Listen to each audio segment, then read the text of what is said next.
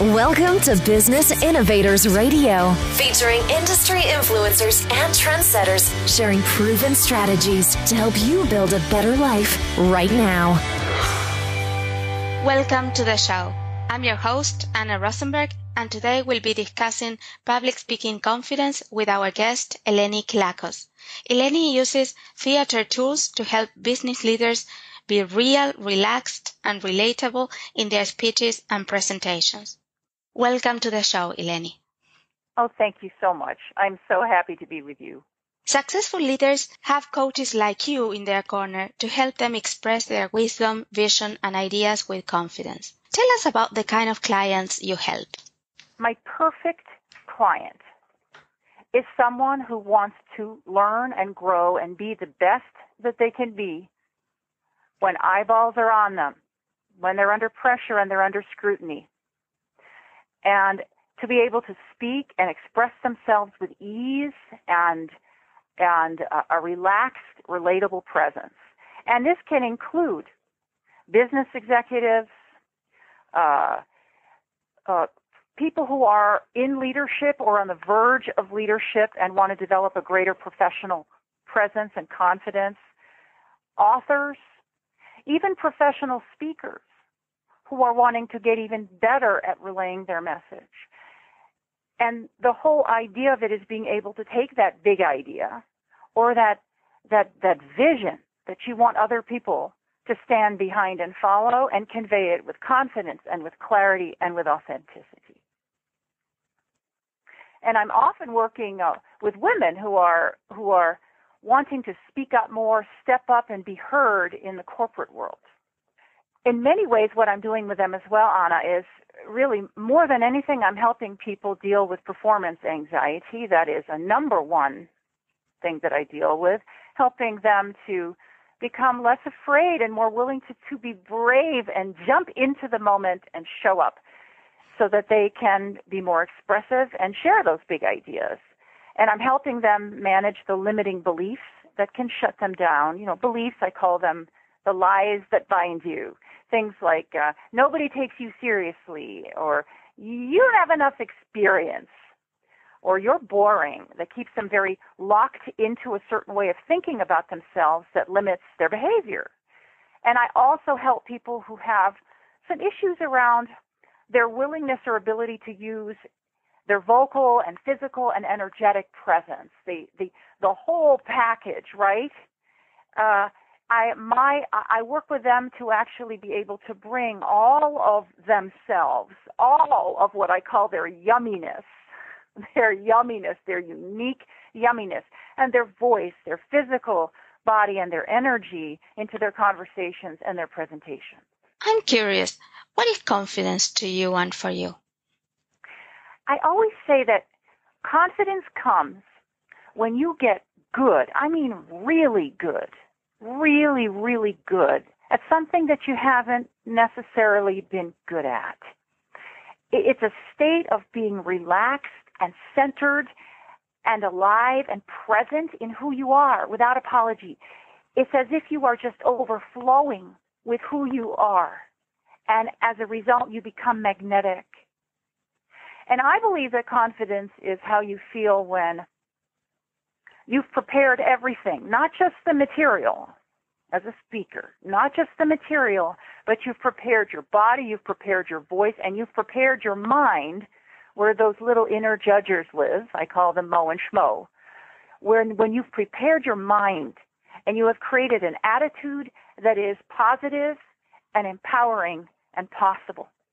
Confidence just naturally comes from that. And it can be really magnetic. Oh, yes. Yes. We have all seen those people. Oh, yes. We're all drawn to those people. We are drawn to them. We are drawn like moths to a flame. And confidence is catching. It really is. What do you see as the biggest misconceptions about building public speaking confidence? What a wonderful question. You ask wonderful, wonderful questions. When it comes to building confidence, I think the main pitfall that I run into is that people really believe or think that once you've achieved confidence, you're done. That's it. You're done. That's not how it works.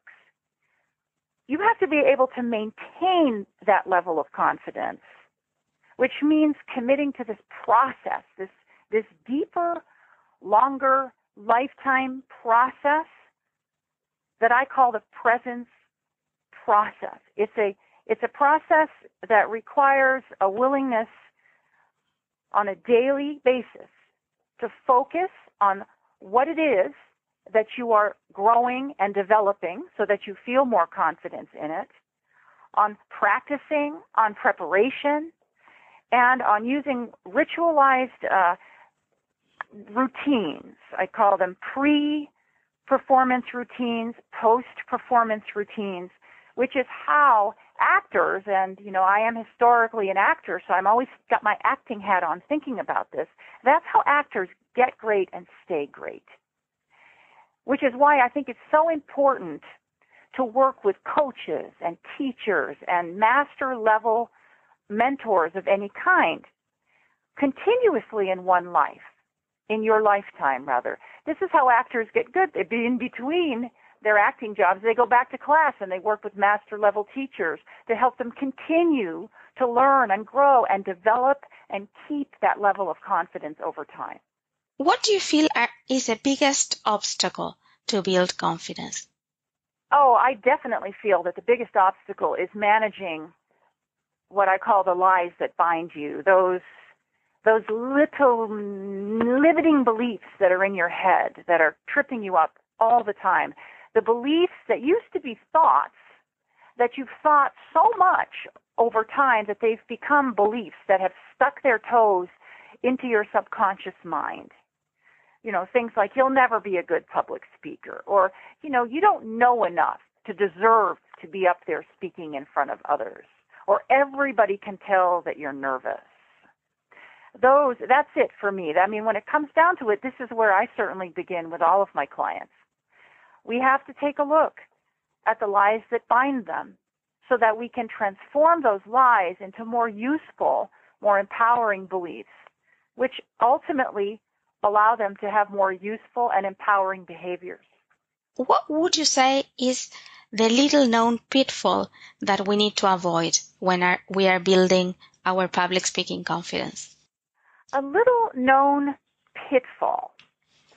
Well, one of them, certainly, as I said, I would say, is not doing the work, is walking into it and thinking, well, you know what, I can just try to fix this a little bit and it'll be fine. You have to really be willing to jump in with both feet. I mean, all in. Just be willing to, as my acting teacher said, do the work on a deep level. You have to be willing to commit to the process and not just think that miraculously overnight you will solve the problems that you're experiencing when you present, the ones that are robbing you of your confidence. It's tempting. Think about it for a second, right? Like I can use maybe that tactic, even if I know deep inside that it's going to be short-lived. But I mean, it's tempting. But at the same time, there are not shortcuts to this. No, they really aren't. Although there are some tools and some techniques that can help you take small steps forward, and those are incredibly useful because, one thing I say to my clients all the time, fear cannot hit a moving target. Action trumps fear.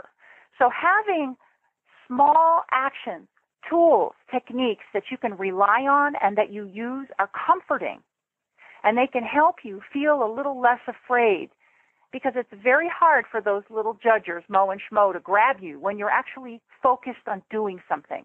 So sometimes those techniques that can feel a little bit like you're using a Band-Aid to help you in the moment, they can be very good for the moment at hand.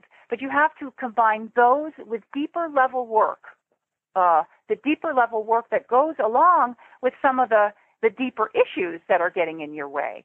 Together, you create a process and a system that helps you develop yourself as a speaker and develop that confidence in a way that becomes rock solid over time. You know, some people fear that if the techniques used are theater-based, they will turn into an actor. And, they don't like that because actors are fake. Can you speak to that? Yes, I love that you asked me that. Oh, people will say to me when I'm talking to them, oh no, acting tools? I don't want to become an actor. Actors are fake. And I always say, actually, that's not true. Great actors learn to be truth tellers. Actors are truth tellers. We learn to reveal ourselves when others are watching. Certainly my work as a young actress in New York City when I first started out was learning how to have the courage to really show who I was, show myself with other people looking, and bring what I knew to the speaking platform or the performing platform. The work isn't about hiding as much as it's about showing up.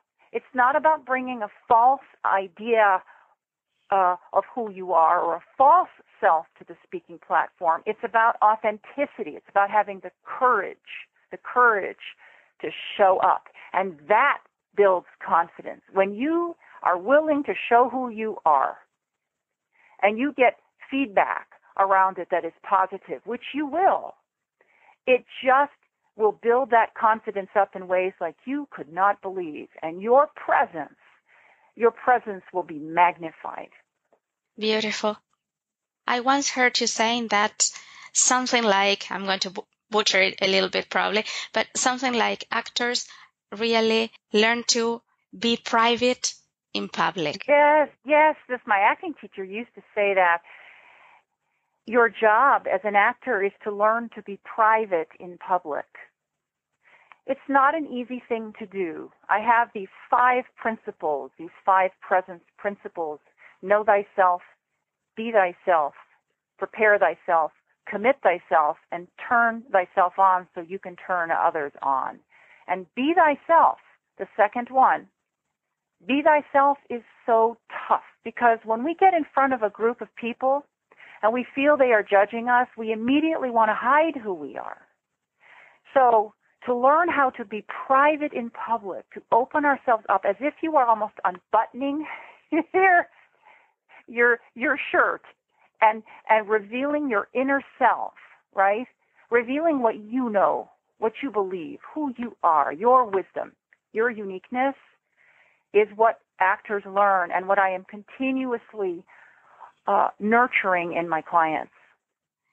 Let's shift this conversation to possibility. What I mean is what's possible for other human beings. We are talking about confidence, and as human beings, we get a lot of hope from seeing that others have been able to walk the path successfully. How have you been able to help your clients? Oh, this is the best part of my work. I can't even believe that I would consider what I do work or a job, because what I get to do on a daily basis is to watch people face their fears, minimize them, move through them, and come out the other side, usually with big smiles on their faces. Now, a couple of examples of that. One of my favorite examples to use is a client of mine who, as an executive at a very large company, a large pharmaceutical company, and I've worked with her now for, I would say the better part of maybe 4 years. When she first came to me, she had been accustomed to presenting and had confidence around it until she was promoted. And all of a sudden, she lost her confidence. She knew she was going to have to get up in front of the entire organization and her new team of people and essentially not only let them see her for the first time in her new position, but inspire them to move forward during a really tough time. And she was going to have to put a big presentation together and deliver it in front of them in 2 months. And she came to me scared to death. So I had to work with her to talk her down from that ledge. I had to give her some tools to help her minimize the fear, relax, breathe. And then we put together a presentation that was really representative of who she was and how she would come at it. that was filled up with things that she loved to do, that made her smile, that she enjoyed. And then we rehearsed this presentation so that she knew it backwards, forwards, and inside out. And then she went to this conference to deliver it. I remember we had a couple of moments where she texted me beforehand, and we just connected again, and I remember she was feeling very ready. She was nervous but excited. And then she got on that stage, and she killed it. I mean, she knocked it out of the park. She was so incredibly excited about that, as were all the people around her and the people who hired her and moved her into this new position, right? It was so incredibly exhilarating for her. She immediately texted me to tell me how well it went and told me how much she was looking forward to doing it again the following year.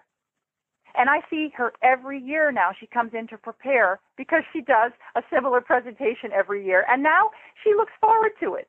So that's one way, one example with someone who has some experience presenting.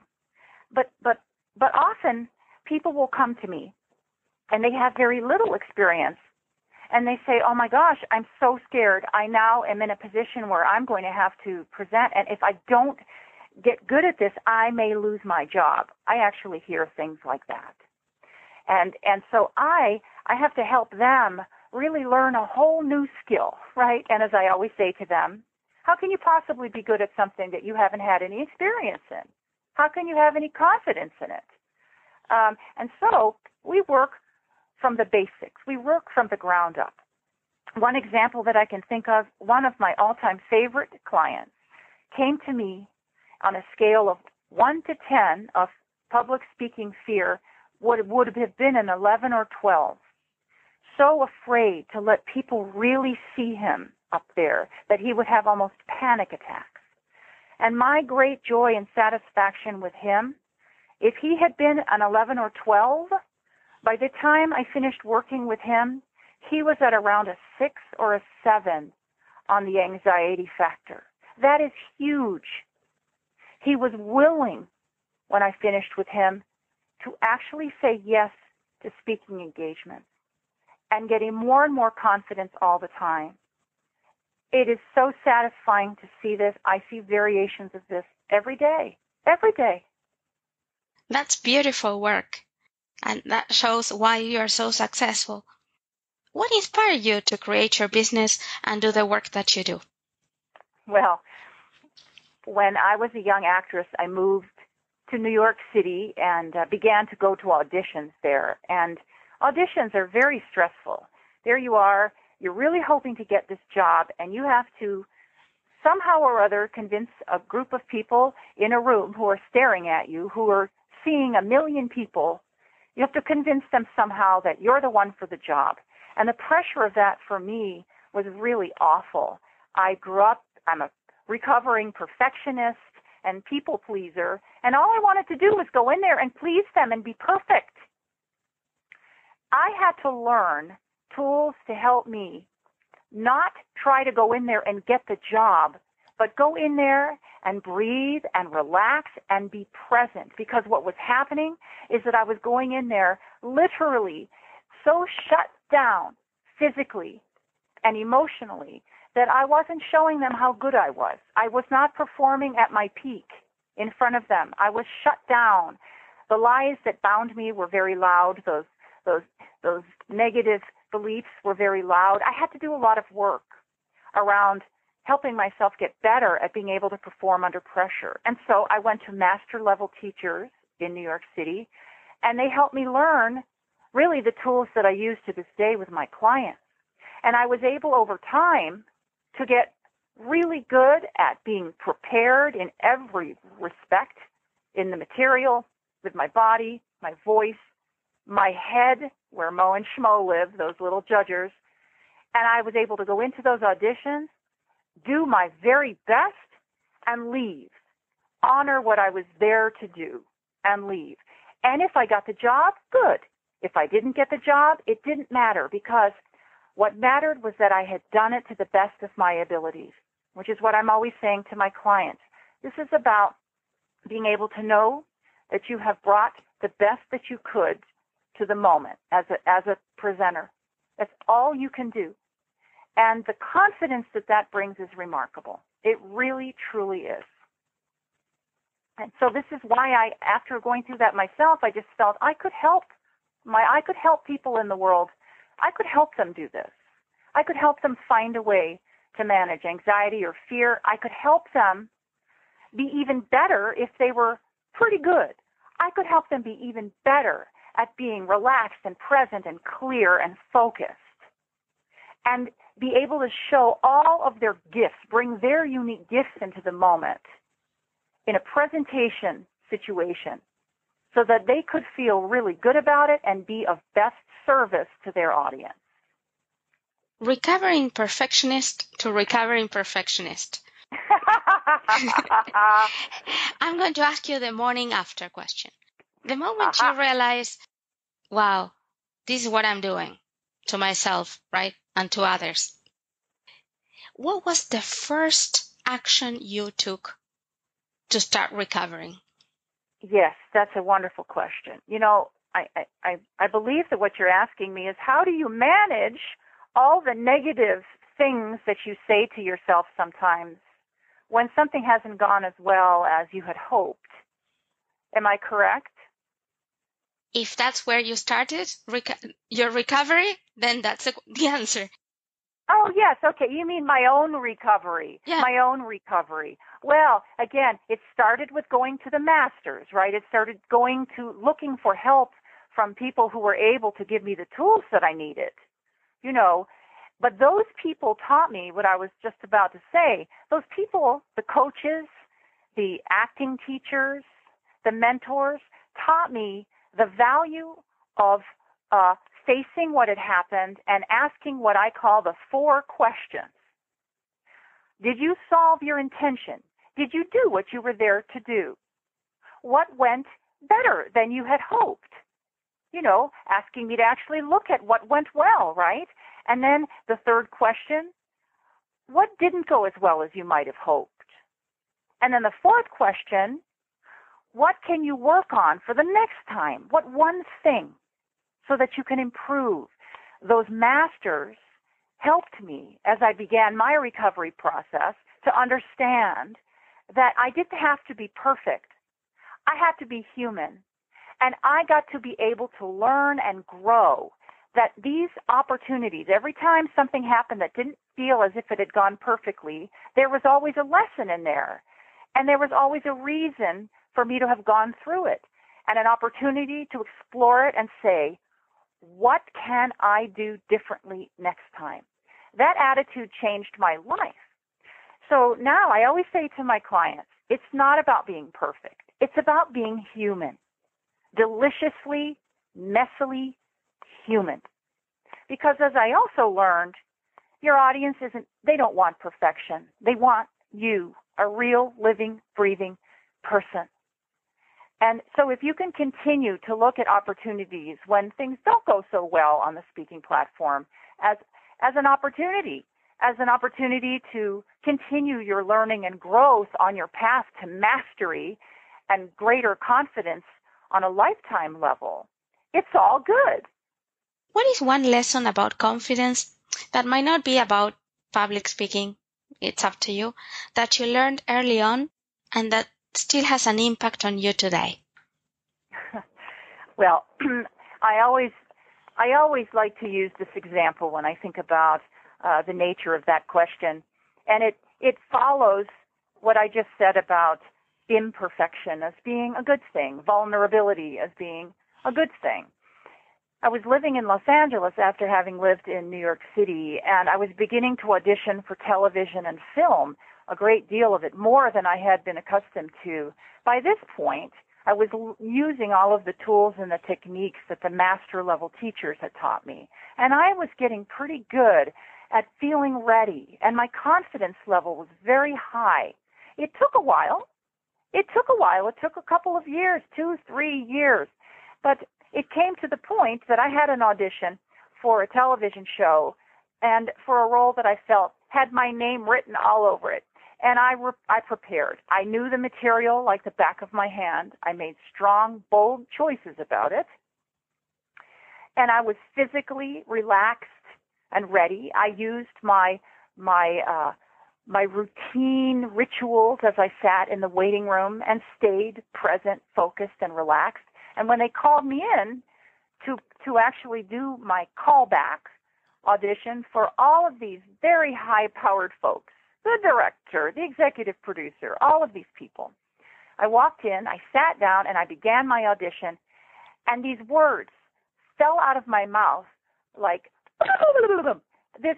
I don't know, it was like I tripped over my own tongue instead of saying the lines of the script. And there was a moment of silence in the room, and I burst out laughing. And I said, oh my gosh, what was that? And then they laughed, and we laughed together. And I said, I have no idea what just happened or what that was, but let me start again. And then I did. I started again. I did it exactly the way I had wanted to, smiled, shook their hands, and I left. And I got that job. I got that job because my confidence was not rattled, because I was ready. I got that job not because I was perfect, but because I was confident that it wasn't about being perfect. It was about being as ready as I could be and taking charge of the moment and just, again, going back in, doing my best, and leaving. That, for me, was such a crowning example of everything I'd been working toward for years. And my level of confidence really, from then on, because of that scenario for me, I always felt that no matter what, there was a certain level of confidence that I always had, and I would always maintain, because I was less afraid to be imperfect, because I had seen that it was okay. It's a beautiful story, and I thank you very much for sharing that, because it's like the generosity of sharing a vulnerability moment, right? Absolutely. That's right. It's always about being able to control what you can in the moment as it's happening now, because that's all you have. That's all you have is what's right in front of you. And I think really confidence really comes with your willingness to take charge in the moment. It really does. Now here comes the difficult question. Are you ready? Yes. I'm going to ask you for your number one tip to build that confidence. My absolute number one tip to build confidence is prepare. Prepare, prepare, prepare, prepare, and prepare. And by that I mean practice. Practice your presentation. Practice it until it becomes a part of you, until it's internalize that presentation. I'm not saying you have to memorize it. I'm saying you have to know it well enough so that it becomes a part of you. Because as they say, amateurs practice until they get it right. Professionals practice until they can't get it wrong. So literally practice it and prepare it. But the other thing that I believe is it, and it's related to it, it's having a series of pre-performance routines, R&R I like to call it, routines and rituals that you can do as you're waiting to go on. Having come up with a series of activities that are yours and yours alone that you do to help yourself be calm and centered and breathing, like mindfulness meditation, or even using a positive, affirming power phrase, like I am wise and my wisdom is necessary and useful for the audience that awaits me. Or even simply, as one of my clients does, who loves to play golf, calming himself down by taking a golf club and a little ball and just putting that ball into a glass quietly over and over, stilling his mind before he goes onto that speaking platform. It's all about having tools in place around the preparation process of the material and the preparation process of your mind, body, and voice before you step out onto that platform and eyeballs are on you so that you can perform at your peak. That's a demonstration of why you are so successful at the work that you do. How can folks find out more about your work? Well, please come to my website, which is www.theelenigroup.com. And I'm going to spell that for you. TheElenigroup.com. And by all means, when you're there, sign up. I have a really wonderful e-series that you can sign up for free that is the essence of my 5 presence principles, the presence process. That's so generous. Thank you so very much. You are so welcome. And that's a perfect note to complete our interview today. Till next time, remember that your awesomeness is portable. You can take it with you anywhere. Thanks for listening to Business Innovators Radio. To hear all episodes featuring leading industry influencers and trendsetters, visit us online at businessinnovatorsradio.com today.